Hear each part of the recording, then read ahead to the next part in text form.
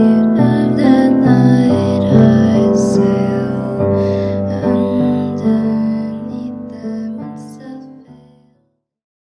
There once lived a man in the bustling city of New York named Thomas. He was a man like no other, not because he had accomplished extraordinary feats or held special talents, but because he had never shed a tear in his entire life. Not once had his eyes welled up with the glossy beads of emotion that are so common to the rest of humanity. Thomas was not a man devoid of emotions. He had been through the ups and downs that life had to offer.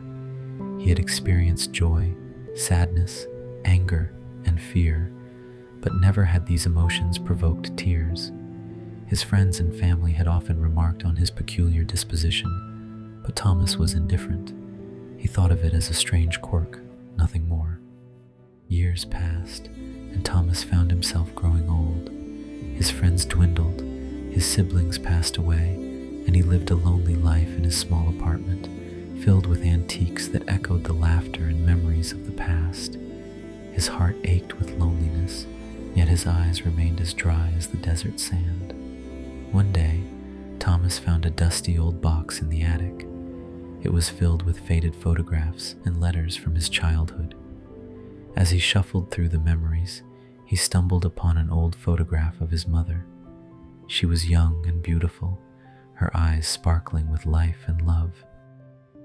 As Thomas stared at the photograph, a strange sensation washed over him.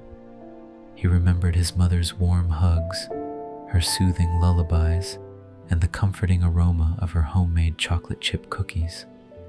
He remembered her unconditional love and kindness, her strength in times of adversity, and the way her laughter could light up a room. And most importantly, he remembered the day he lost her. He was just a child then, too young to understand the permanence of death. And suddenly, a feeling welled up within Thomas. It was deep and profound, more potent than any emotion he had ever experienced. His heart pounded in his chest, and his breath hitched in his throat. And then, to his astonishment, a single tear trickled down his cheek. He touched his face in disbelief, his fingers coming away wet. He looked at his reflection in the dusty mirror hanging on the wall, his eyes wide with surprise. He was crying. For the first time in his life, he was crying. Thomas wept for his mother, for the love he missed, for the years gone by, and for the loneliness that had become his companion. He wept for his childhood, for the memories that had faded, and for the tears that had never fallen. And as he cried, a strange sense of relief filled him. It was as if a dam had been broken, releasing a river of emotions he had held back for years. He felt lighter, freer, and for the first time in a long while, genuinely happy. He realized that tears were not just symbols of sadness, but also a release, a physical manifestation of pent-up emotions, a catharsis.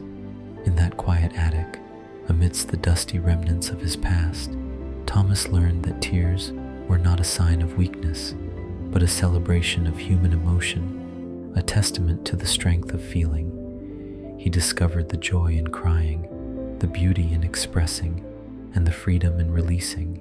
And from that day forward, Thomas embraced his tears, not as a quirky defect, but as a precious gift, the gift of feeling, of expressing, and of truly living.